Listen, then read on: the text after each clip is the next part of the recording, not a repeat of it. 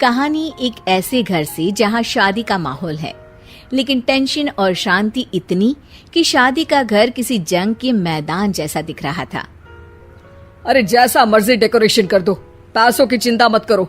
इतना पैसा जब लड़के वालों को दे दिया तो फूल वालों को देने में मुझे क्या दिक्कत है? अरे धीरे बोलो ना, साफ लग रहा है कि फ्रस्ट्रेटेड हो। अरे तुम तो चुप ही रहो, एक बेटी संभाल नहीं पाई। सारा दिन मैं काम पर जाता था, सोचता था घर पर बच्चों को अच्छे से संस्कार मिल रहे होंगे, लेकिन नहीं, मैडम को तो अपनी किटी और फैशन से फुर्सत मिले तब ना। माँ चुपचाप वहां से चली जाती है। समझ में नहीं आता कि आखिर शर्मा खानदान में हो क्या रहा है। कल तक चिड़िया सी फुदकने वाली शीना की शादी यूं अचानक एक मोटे काले लड़के से क्यों हो रही है? शीना कमरे में हाथ में गुड़िया लिए बोलती है, मेरे साथ जो हो रहा है ठीक हो रहा है। तुम तो सब जानती हो, साहिल मेरे लिए भगवान है। अब जब वो ही नहीं मिला तो फिर कोई भी हो, जिंदगी ही तो जीनी है, जी लेंगे।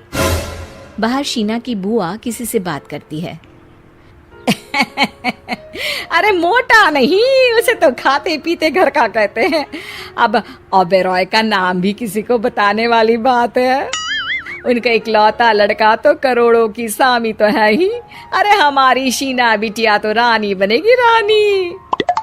इन सब के बीच कहीं कोने पर शीना हाथ में मेहंदी सजाए बैठी थी और आंखों में आंसू सजाए।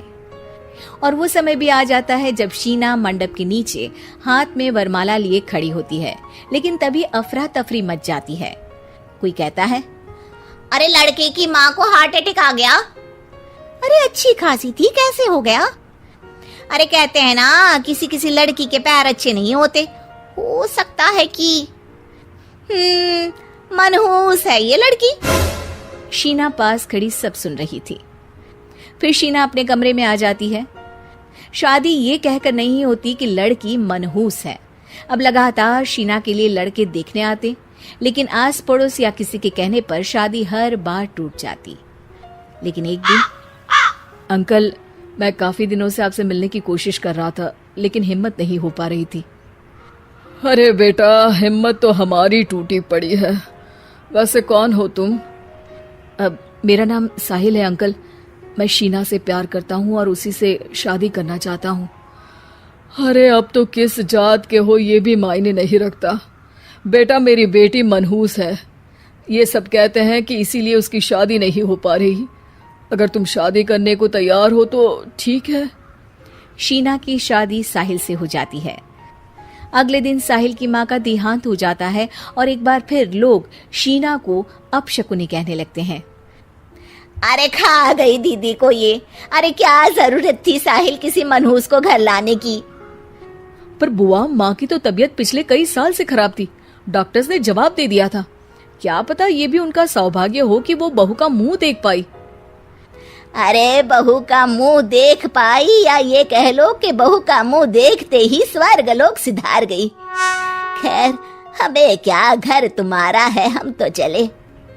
अब शीना को खुद पर ही शक होने लगता है कि कहीं सच में वो अपशकुनी तो नहीं। साहिल, हम दोनों की शादी नहीं हुई होती तो अच्छा था। देखो ना, कैसे पहले मेरी शादी टूटती थी और अब तुम्हारी माँ भी। अरे ऐसा कुछ नहीं होता शीना, अपशकुनी वगैरह कुछ नहीं होता। ये सब तो ईश्वर के खेल हैं। वो शादी तुम्हारी इसलिए टूट गई क्योंकि तुमको मेरी पत्नी बनाना था, और माँ का जाना तो तय था। वो काफी बुजुर्ग थी, साथ ही एक ऐसी बीमारी से जूझ रही थी जिसमें डॉक्टर्स भी उन्हें नहीं बचा पाते। शीना साहिल की बात सुनकर तसल्ली कर लेती है और वहां से चली जाती है। अगले दिन, शीना, अरे ओ शीना। क्या हुआ? उफ, कहीं फिर मेरी वजह से कोई नुकसान? अरे नहीं नहीं शीना, तुम जानती हो, जिस प्रॉपर्टी के केस को हम बरसों से लड़ रहे थे उस पर फैसला आ गया, वो भी हमारे हक में। अब हम करोड़पति हो गए शीना। शीना शांत रहती है। अरे क्या हुआ? करोड़ पत्नी बनकर तुमको खुशी नहीं हुई? शीना की आंखों में पानी आ जाता है। चलिए जी, कुछ तो अच्छा हुआ मेरी जिंदगी में आकर आपके साथ। साहिल शीना को गले लगाकर कहता है, मेरी नई नौकरी भी तुम्हारे ही आने से लगी। ये प्रॉपर्टी का केस जीता। सब कुछ तो तुम्हारे आने के बाद ही हुआ, फिर तुम मनहूस कैसे? ये सुनकर शीना खुश हो जाती है।